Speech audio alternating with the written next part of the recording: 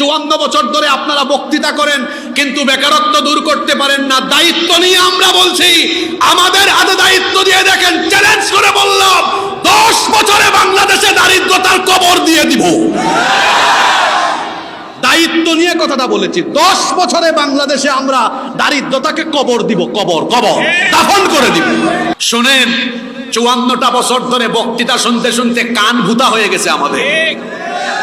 বলে আমি সুযোগ পেলে, আমরা সুযোগ পেলে ক্ষুধা মুক্ত বাংলাদেশ বানাবো। তারে সুযোগ দিয়া দেখা গেছে তার নিজের পেটের ক্ষুধাই মিটাইতে পারে না, মানুষের পেটের ক্ষুধা কোন সময় মিটাবে? যদি অর্থনৈতিক দৈন্যদশা দূর করতে চান, মানুষের তৈরি করা আইনকে লাথি দিয়ে বঙ্গোপসাগরে ফেলে দিয়ে আল্লাহর দেওয়া কোরআনের আইনকে গ্রহণ করে নিতে হবে। কেন আজকে আমি আলোচনার শুরুতে অর্থনীতি নিয়ে কথা বলছি? কারণ হলো মানুষ তখনই দুর্নীতিতে জড়ায়, তখনই অপরাধে জড়ায়, তখনই চুরি করে, ডাকাতি করে, চাঁদাবাজি করে, ছিনতাই করে, যখন তার পকেটে পয়সা থাকে না আর পেটে খাবার থাকে না। দারিদ্রতার কারণে মানুষ তখন অপরাধে ঝাঁপিয়ে পড়ে। ঠিক না বেঠিক? আপনার দেশে মানুষে তো চুরি, ডাকাতি, ছিনতাই, রাহাজানি, দুর্নীতি, অপরাধে যুক্ত কেন?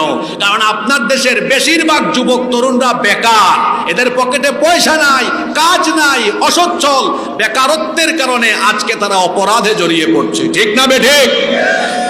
তো এত হাজার হাজার লক্ষ লক্ষ বেকার ছেলে পেলেকে আগে কাজে লাগানোর দরকার আছে না নাই? আচ্ছা বলেন তো, আপনাদের দেশে বেকারদের সংখ্যা কম না বেশি? তো এই ছেলে পেলেগুলা করবে কি এদেরকে যদি কাজে না লাগান? এই বেকারত্ব কি করে দূর করবেন? এদের কর্মসংস্থান কিভাবে করবেন? এক একজন এক এক রকমের কথা বলে, এক এক রকমের ফর্মুলা দেয়। এই ফর্মুলা দেখা যায় মুখ দিয়ে বলে, বাস্তবায়নে গেলে শতভাগ বাস্তবায়ন হচ্ছে না, হিতে বিপরীত হয়ে যায়। আপনারা মানুষের দেওয়া এই ফর্মুলাগুলো অ্যাপ্লাই করতে করতে ক্লান্ত হয়ে পড়বেন, কিন্তু বেকারত্ব, দারিদ্রতা সমাজ থেকে দূর করতে পারবেন না। আল্লাহ যে ফর্মুলা দিয়েছেন, এই ফর্মুলা নিয়ে গেলে অল্প সময়ের ব্যবধানে দারিদ্রতার কবর হয়ে যাবে, বেকারত্ব দূর হয়ে যাবে, সচ্ছল, স্বনির্ভর, সমৃদ্ধ একটি জাতি আপনারা পেয়ে যাবেন। সুবহানাল্লাহ পড়বেন না? আজকে একটু ব্যতিক্রমী ওয়াজ শুনবেন, একটু মনোযোগ দিয়ে শুনেন। কি করে তাহলে অর্থনৈতিক দৈন্যদশা দূর করা যায়? অর্থনৈতিক দৈন্যদশা দূর করবার জন্য আল্লাহ যাকাতের ফর্মুলা দিয়েছেন। আর এই যাকাত যখন সেন্ট্রালি কালেক্ট হয়ে সেন্ট্রালি ডিস্ট্রিবিউট হবে, তখন গোটা সমাজ থেকে দারিদ্রতা দূর হয়ে যাবে। এজন্য রব্বুল আলামিন যাকাতকে একেবারে রাষ্ট্র ব্যবস্থার সাথে সম্পৃক্ত করে দিয়েছেন। কোরআনে কারীমের 22 নম্বর সূরা সূরাতুল হজের 41 নম্বর আয়াতে বললেন, আল্লাযীনা ইম্মাক্কান্নাহুম ফিল আরদি আকামুস সালাতা ওয়া আতাউজ যাকাতা ওয়া আমারু বিল মা'রুফি ওয়া নাহাউ আনিল মুনকার ওয়ালিল্লাহি আকিবাতুল উমুর। আর আমি যদি মুমিনদেরকে জনপদ পরিচালনার দায়িত্ব দেই, 1 নম্বরে সালাত প্রতিষ্ঠা করবে, 2 নম্বরে তারা যাকাত ভিত্তিক অর্থ ব্যবস্থা প্রবর্তন করে তারা যাকাতের একটা সমাজ বানাবে, যাকাত আদায় করবে। আপনাদের দেশের লোকজন যাকাত মানে কি মনে করে? গরিবকে ধরে ধরে আনো, শাড়ি লুঙ্গি বিতরণ করো, গরিবকে ধরে ধরে আনো, 200, 400, 500 টাকা ছিটায় মারো।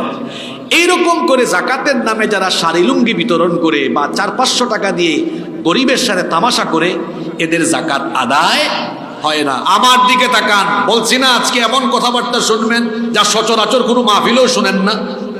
আগেই তো হিট ছিলাম। এইরকম যারা যাকাত দেয়, এদের যাকাত আদায় হয় না।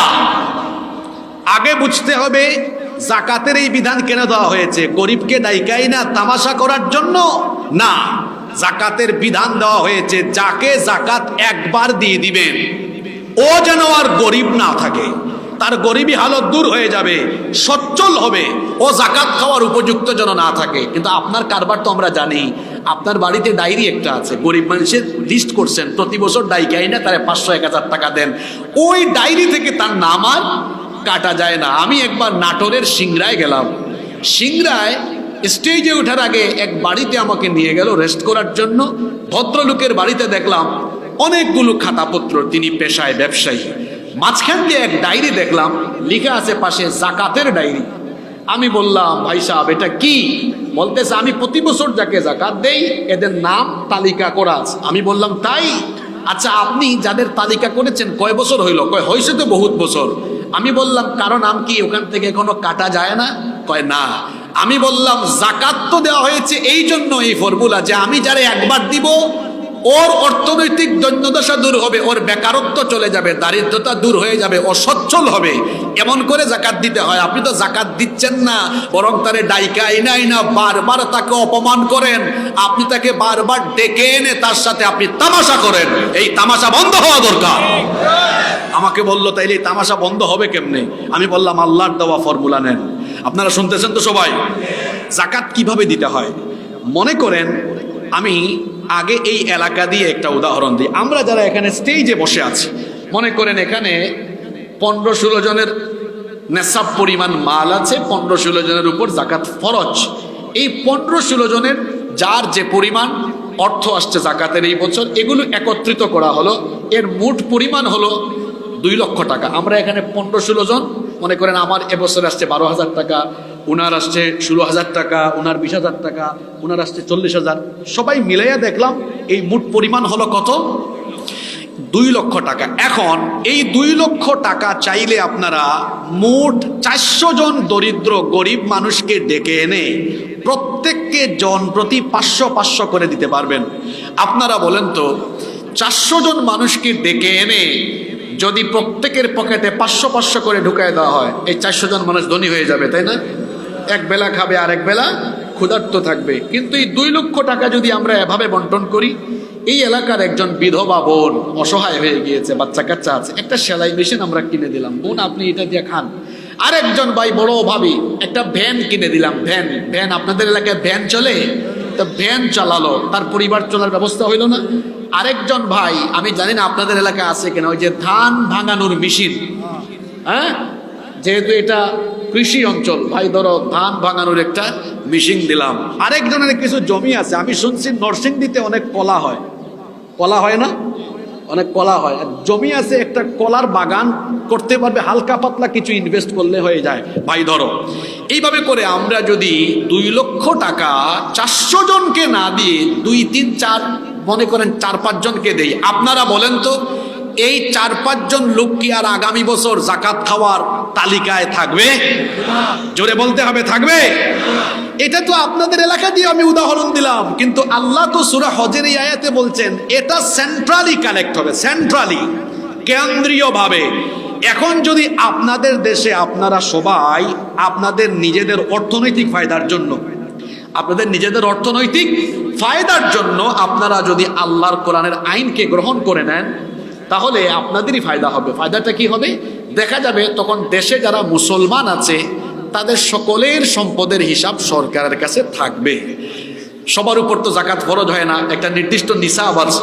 নিসাব পরিমাণ মালের মালিক যারা, বছর শেষে প্রত্যেকের মোবাইলে একটা মেসেজ আসবে, মিস্টার অমুক, এই বছর আপনার জাকাতের টাকা আসছে 5,976 টাকা, আপনার আসছে 12,200 টাকা, আপনার আসছে 14,900 টাকা।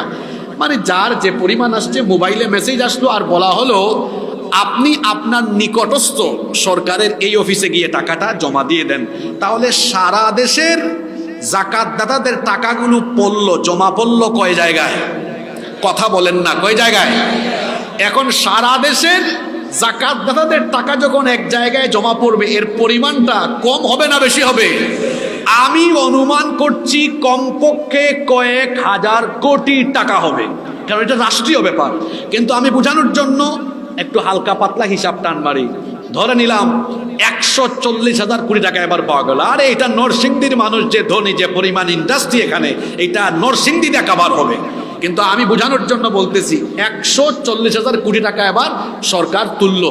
জুড়ে বলেন তো পরিমাণটা কত বললাম? 140,000 কোটি টাকা। এখন সরকার কি করলো? এই জেনজির ছেলেপেলেরা শোনো, অনেকে বেকার আছো, কাজ কাম নাই, এবার 64টা ডিস্ট্রিক্টে সরকার একটা চিরুনি অভিযান, দিল কিসের জন্য? ধরার জন্য না, গ্রেফতারের জন্য না, যে বেকারের তালিকা খুঁজে বের করো, কারা কারা বেকার, কারা কারা বেকার আছে। সরকার তালিকা করে 64 ডিস্ট্রিক্ট থেকে এই বছর 70 লক্ষ যুবকের একটা তালিকা করলো। জোরে বলেন তো কত লক্ষ? ওই যে আপনাদেরকে জিজ্ঞেস করছি কত লক্ষ? আপনারা ক্লাসে আসেন না নাই? মাঝে মাঝে ওইদিকেও আঙ্গুল যাবে। 70 লক্ষ। এখন 70 লক্ষ যুবককে ঢাকায় ধাপে ধাপে ডেকে এনে প্রত্যেককে বলল, ধরেন 2 লাখ টাকার চেক আপনাকে দেওয়া হলো। আপনাকে দেই নাই, বুঝাচ্ছি আর কি। 2 লাখ টাকার চেক দেওয়া হলো। এই টাকা নিয়ে এবার যুবক গিয়ে তার রাস্তার এলাকায় ডিসকভার মোটরসাইকেল কিনে পাকপাকুম করে গাড়ি চালায়, না এইটা দিয়ে কোনো কাজ কারবার করে, হাঁসের খামার করো, মুরগির খামার করো, কুটির শিল্প করো, ছোটখাটো ব্যবসা বাণিজ্য। মিনিস্ট্রি তাকে দেখাই দিল আর বলল, প্রত্যেক উপজেলায় অডিট অফিসার আছে, এরা আবার এটা মনিটরিং করবে তুমি টাকাটা দিয়ে কি করো। 70 লক্ষের হাতে প্রতিজনকে 2 লক্ষ দিলে ক্যালকুলেটর মেরে দেখেন 70 লক্ষ গুণ 2 লক্ষ সমান 140,000 কোটি টাকা। ফর্মুলাটা আমার না, ফর্মুলাটা কার? জোরে, ফর্মুলাটা কার? আপনারা ছোটকাল থেকে ঐকিক নিয়ম আর সুদের অঙ্ক করতে করতে সুদ ভিত্তিক অর্থনীতি বুঝেন, আপনারা জাকাত ভিত্তিক অর্থ ব্যবস্থার সৌন্দর্য বুঝেন না। দেখেন আল্লাহর দেওয়া এই ফর্মুলাকে ব্যবহার করে আপনারা জুড়ে বলেন তো, এক বছরে কত লক্ষ যুবকের বেকারত্ব দূর করা হলো? জোরে বলেন কত লক্ষ? আপনারা বলেন তো, এইভাবে যদি আপনাদের দেশে একটানা 10 বছর এই ফর্মুলাটা অ্যাপ্লাই করা চলে, 10 বছর পরে এই দেশে আর একটা গরিব মানুষ থাকবে? এই আওয়াজে হবে না, জোরে বলেন, বুঝে থাকলে বলেন, থাকবে? থাকবে? জেন জি, কিছু আলফা জেনারেশনে এখানে এসেছে ভাইরা, শোনেন, 54টা বছর ধরে বক্তৃতা শুনতে শুনতে কান ভূতা হয়ে গেছে আমাদের। বলে আমি সুযোগ পেলে, আমরা সুযোগ পেলে ক্ষুধা মুক্ত বাংলাদেশ বানাবো। তারে সুযোগ দিয়া দেখা গেছে তার নিজের পেটের ক্ষুধাই মিটাইতে পারে না, মানুষের পেটের ক্ষুধা কোন সময় মিটাবে?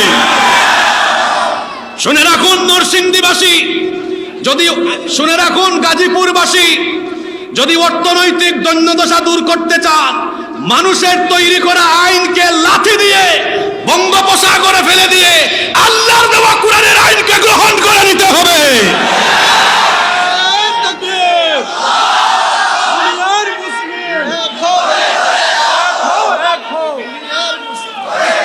আমাকে আজকে বিষয় দিয়েছে জান্নাত জাহান্নামের ওয়াজ করতে। আমি মনে মনে ভাবলাম, মানুষের পকেটে পয়সা নাই, আখিরাতে জান্নাতে যাওয়ার আগে তো দুনিয়ায় আগে জান্নাতে যাওয়ার জন্য পেট ঠান্ডা করা দরকার। তো পেট ঠান্ডা না হইলে নামাজ পড়বে কেমনে? ও পেট ঠান্ডা না হইলে রোজা রাখবে কেমনে? অত টেনশনে মরে যাবে।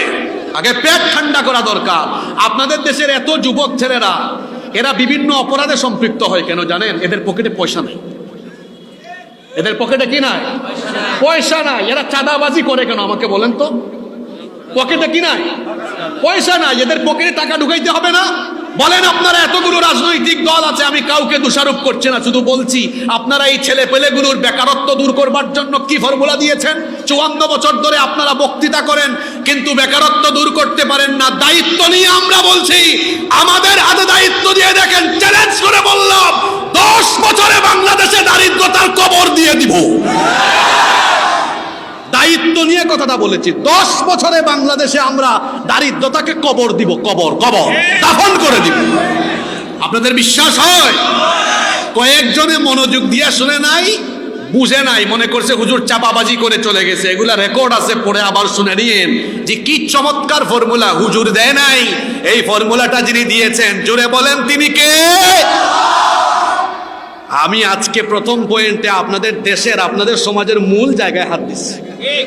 ওখানে আপনাদের সমস্যাটা বেশি। চতুর্দিকে বেকার ছেলেপেলেদের সংখ্যা বেড়ে যাওয়ায় অপরাধ বাড়ে। আপনাদের দেশে রাতের বেলায় ডাকাতি হচ্ছে কেন? কারণ ওর ঘরে চাল নাই। ও চুরি করতে গেছে কেন? ওর ঘরে খাবার নাই। ও রাস্তায় চাঁদাবাজি করে কেন? ওর পকেটে টাকা নাই। ও টেন্ডারবাজি করে কেন? ও দুর্নীতি করে কেন? ও অসৎপরায়ণ হয়েছে কেন? ওর পকেটে পয়সা নাই। খালি ওয়াজ দিয়া মানুষকে আপনি সঠিক পথে আনতে পারবেন না। ওয়াজের পাশাপাশি পকেটে পয়সা ঢুকায় দেওয়ার ব্যবস্থা করেন, দেখবেন মানুষগুলো সৎ পথে চলে আসবে। তাহলে কোরআন শুধু তেলাওয়াতের জন্য আসে নাই, এক নাম্বার পয়েন্ট বলেছি, এসেছে আপনাদের অর্থনৈতিক অবস্থাকে চাঙ্গা করে দেওয়ার জন্য, যাতে করে আপনাদের অসচ্ছলতা, দারিদ্রতা, বেকারত্ব দূর হয়ে যায়। এই দারিদ্রতার অভিশাপ, এই বেকারত্ব, এই অসচ্ছলতা দূর হবে তখন মানুষের তৈরি করা আইনের মুখে আপনারা লাথি দিয়ে আল্লাহর কোরআনকে গ্রহণ করবেন যখন। আমরা কি আমাদের নিজেদের অর্থনৈতিক লাভের জন্য কোরআনের আইন চাই কি চাই না? আওয়াজ কমে গেছে এখন। কোরআনের আইন চাই কি চাই না? জোরে বলেন, কোরআনের আইন চাই কি চাই না? ওইটা মনে হয় মসজিদ সম্ভবত, তাই না? এই মসজিদে যদি আসরের নামাজে জামাতে হুজুর বলেন মসজিদ কোরআনের আইন দিয়ে চলুক, সব বলবে হুজুর আমরা রাজি আছি। হুজুর যদি বলে মসজিদ যে আল্লাহর আইনে চলবে, গোটাটা দেশ সে আল্লাহর আইনে চলবে, তখনই বলবে হুজুর গাট্টি গুল করেন, চাকরি শেষ। ঠিক না বে ঠিক? একটু আগে হুজুরকে হাত তুলে বলে ঠিক আছে মসজিদ আল্লাহর আইনে চলবে, মসজিদের বাইরে আল্লাহর আইন চলবে, এটা চায় না তারা। তলে তলে চুরি ডাকাতি আর অপরাধ জগৎকে নেতৃত্ব দেয় যারা, আল্লাহর আইনের বিরোধী হলো তারা। আমরা সমাজ থেকে অপরাধ দূর করে একটা ইনসাফের বাংলাদেশ আমরা দেখতে চাই। চাই কি চাই না? আপনি জাহান্নামের ওয়াজ শোনাবেন, সমাজটাই জাহান্নাম হয়ে যাচ্ছে এখন। চতুর্দিকে অপরাধ বেড়ে গেছে, এটা জাহান্নাম লাগে। আপনারা তো রাতের বেলা ঘুমান, রাতের বেলা খালি ডাকাতি হয়। আমার উপরেই এবার 8-10 বার হামলা করছে। দেশই জাহান্নাম হয়ে যাচ্ছে। আগে এই দেশকে জাহান্নাম থেকে বাঁচানো দরকার। এই দেশটাকে জাহান্নাম থেকে এবং গোটা পৃথিবীকে আলোকিত করবার জন্য এই কিতাব দিয়েছেন কে? আমাকে আজকে বিষয় দিয়েছে জান্নাত জাহান্নামের ওয়াজ করতে। আমি মনে মনে ভাবলাম মানুষের পকেটে পয়সা নাই, আখিরাতে জান্নাতে যাওয়ার আগে তো দুনিয়ায় আগে জান্নাতে যাওয়ার জন্য পেট ঠান্ডা করা দরকার। তো পেট ঠান্ডা না হইলে নামাজ পড়বে কেমনে? ও পেট ঠান্ডা না হইলে রোজা রাখবে কেমনে? অত টেনশনে মরে যাবে। আগে পেট ঠান্ডা করা দরকার। আপনাদের দেশের এত যুবক ছেলেরা এরা বিভিন্ন অপরাধে সম্পৃক্ত হয় কেন জানেন? এদের পকেটে পয়সা নাই। এদের পকেটে কি নাই? পয়সা নাই। এরা চাঁদাবাজি করে কেন আমাকে বলেন তো? পকেটে কি নাই? পয়সা নাই। এদের পকেটে টাকা ঢুকাইতে হবে না? বলেন, আপনারা এতগুলো রাজনৈতিক দল আছে, আমি কাউকে দোষারোপ করছি না, শুধু বলছি আপনারা এই ছেলে পেলেগুলোর বেকারত্ব দূর করবার জন্য কি ফর্মুলা দিয়েছেন? 54 বছর ধরে আপনারা বক্তৃতা করেন কিন্তু বেকারত্ব দূর করতে পারেন না। দায়িত্ব নিয়ে আমরা বলছি, আমাদের হাতে দায়িত্ব দিয়ে দেখেন। চ্যালেঞ্জ করে বললাম 10 বছরে বাংলাদেশে দারিদ্রতার কবর দিয়ে দিব। দায়িত্ব নিয়ে কথাটা বলেছি। 10 বছরে বাংলাদেশে আমরা দারিদ্রতাকে কবর দিব, কবর দাফন করে দিব। আপনাদের বিশ্বাস হয়? কয়েকজনে মনোযোগ দিয়ে শুনে নাই, বুঝে নাই, মনে করছে হুজুর চাপাবাজি করে চলে গেছে। এগুলা রেকর্ড আছে, পড়ে আবার শুনে নিন যে কি চমৎকার ফর্মুলা। হুজুর দেয় নাই, এই ফর্মুলাটা যিনি দিয়েছেন জোরে বলেন তিনি কে? আমি আজকে প্রথম পয়েন্টে আপনাদের দেশের, আপনাদের সমাজের মূল জায়গায় হাত দিচ্ছি। ওখানে আপনাদের সমস্যাটা বেশি। চতুর্দিকে বেকার ছেলে পেলেদের সংখ্যা বেড়ে যাওয়ায় অপরাধ বাড়ে। আপনাদের দেশে রাতের বেলায় ডাকাতি হচ্ছে কেন? কারণ ওর ঘরে চাল নাই। ও চুরি করতে গেছে কেন? ওর ঘরে খাবার নাই। ও রাস্তায় চাঁদাবাজি করে কেন? ওর পকেটে টাকা নাই। ও টেন্ডারবাজি করে কেন? ও দুর্নীতি করে কেন? ও অসৎপরায়ণ হয়েছে কেন?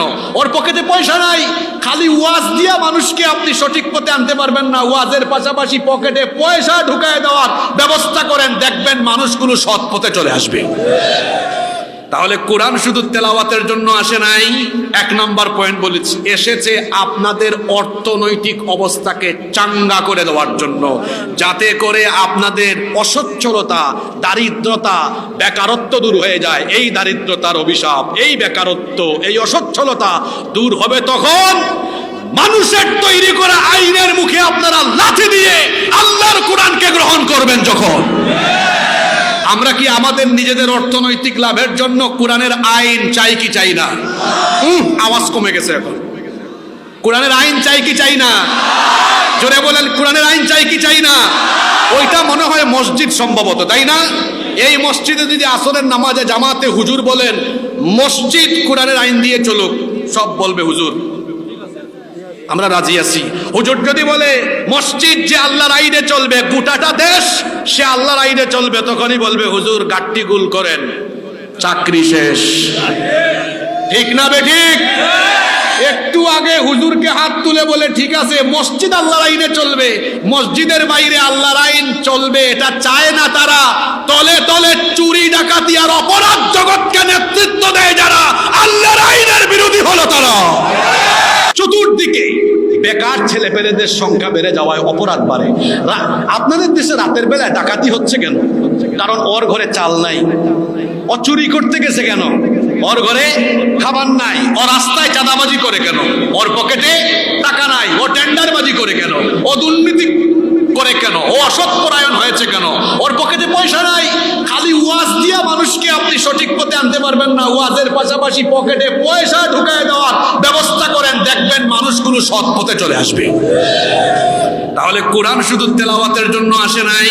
এক নাম্বার পয়েন্ট বলেছি, এসেছে আপনাদের অর্থনৈতিক অবস্থাকে চাঙ্গা করে দেওয়ার জন্য, যাতে করে আপনাদের অসচ্ছলতা, দারিদ্রতা, বেকারত্ব দূর হয়ে যায়। এই দারিদ্রতার অভিশাপ, এই বেকারত্ব, এই অসচ্ছলতা দূর হবে তখন মানুষের তৈরি করা আইনের মুখে আপনারা লাথি দিয়ে আল্লাহর কোরআনকে গ্রহণ করবেন যখন। আমরা কি আমাদের নিজেদের অর্থনৈতিক লাভের জন্য কোরআনের আইন চাই কি চাই না? আওয়াজ কমে গেছে এখন। কোরআনের আইন চাই কি চাই না? জোরে বলেন, কোরআনের আইন চাই কি চাই না? ওইটা মনে হয় মসজিদ সম্ভবত, তাই না? এই মসজিদে যদি আসরের নামাজে জামাতে হুজুর বলেন মসজিদ কোরআনের আইন দিয়ে চলুক, সব বলবে হুজুর আমরা রাজি আছি। হুজুর যদি বলে মসজিদ যে আল্লাহর আইনে চলবে, গোটাটা দেশ সে আল্লাহর আইনে চলবে, তখনই বলবে হুজুর গাট্টি গুল করেন, চাকরি শেষ। ঠিক না বেঠিক? একটু আগে হুজুরকে হাত তুলে বলে ঠিক আছে মসজিদ আল্লাহর আইনে চলবে, মসজিদের বাইরে আল্লাহর আইন চলবে, এটা চায় না তারা। তলে তলে চুরি ডাকাতি আর অপরাধ জগৎকে নেতৃত্ব দেয় যারা, আল্লাহর আইনের বিরোধী হলো তারা। আমরা সমাজ থেকে অপরাধ দূর করে একটা ইনসাফের বাংলাদেশ আমরা দেখতে চাই। চাই কি চাই না? আপনি জাহান্নামের ওয়াজ শোনাবেন, সমাজটাই জাহান্নাম হয়ে যাচ্ছে। চতুর্দিকে অপরাধ বেড়ে গেছে, এটা জাহান্নাম লাগে। আপনারা তো রাতের বেলা ঘুমান, রাতের বেলা খালি ডাকাতি হয়, আমার উপরই এবার 10 বার হামলা করছে। দেশই জাহান্নাম হয়ে যাচ্ছে। আগে এই দেশকে জাহান্নাম থেকে বাঁচানো দরকার। এই দেশটাকে জাহান্নাম থেকে এবং গোটা পৃথিবীকে আলোকিত করবার জন্য এই কিতাব দিয়েছেন কে? বলছিলাম আজকে 5টা পয়েন্টে কথা বলবো, কষ্ট হচ্ছে নাকি আপনাদের? এক, আল্লাহ কোরআন কেন দিয়েছেন মনে থাকবে, অর্থনৈতিক দৈন্যদশা দূর করার জন্য। 2, আল্লাহ কোরআন দিয়েছেন সমাজের প্রতি স্তরে ন্যায় বিচার আর ইনসাফ কায়েমের জন্য। কোন সমাজে যখন ন্যায় বিচার উঠে যায়, ওই সমাজে তখন উচ্ছৃঙ্খলতা বেড়ে যায়, অপরাধ বেড়ে যায়। কারণ যখন সঠিক বিচার হবে না, অপরাধী অপরাধ করে যখন দেখবে তার বিচার হয় না, সে তখন অপরাধ বাড়াবে না কমাবে? কোন অপরাধী যখন অপরাধ করে দেখবে আমি অপরাধ করলে কিছুই হয় না, তখন সে অপরাধ আরো বাড়াবে। এই জন্য আল্লাহর কিতাব এই কোরআনের ভেতরে আল্লাহ তাআলা আদেশ নিষেধের বহু আয়াত যেমন দিয়েছেন, ঠিক তেমনি ভাবে ফৌজদারি দেওয়ানি অনেক দণ্ডবিধিও দিয়েছেন। কোন অপরাধে কোন শাস্তি দিতে হয়, চুরি করলে তাকে কি শাস্তি দিতে হবে, ডাকাতি করলে তারে কি শাস্তি দিতে হবে, জেনা ব্যভিচার করলে তারে কি শাস্তি দিতে হবে, বিবাহিত জেনাকার শাস্তি করলে, জিনা করলে শাস্তি কি, অবিবাহিত জিনা করলে শাস্তি কি, ডাকাতি করলে শাস্তি কি। এই রকম বলেন তো কোন কোন অপরাধের জন্য কোন শাস্তি দিতে হবে, এই বিধানগুলো কি কোরআনের ভেতরে নাই? আসতে বলবেন না, জোরে বলেন আছে না নাই? আল্লাহর দেওয়া এই হুকুম, আল্লাহর দেওয়া এই বিধানগুলোকে যারা বাদ দিয়ে বিচার ফয়সালা করে, আমি এদের পরিচয় দিচ্ছি না, আমার আল্লাহ এদের পরিচয় কোরআনে কারিমে তুলে দিয়েছেন। আপনি বাড়িতে গিয়া সূরা নাম্বার, আয়াত নাম্বার বের করে অনুবাদ আর ব্যাখ্যা পারলে পড়ে নিয়েন।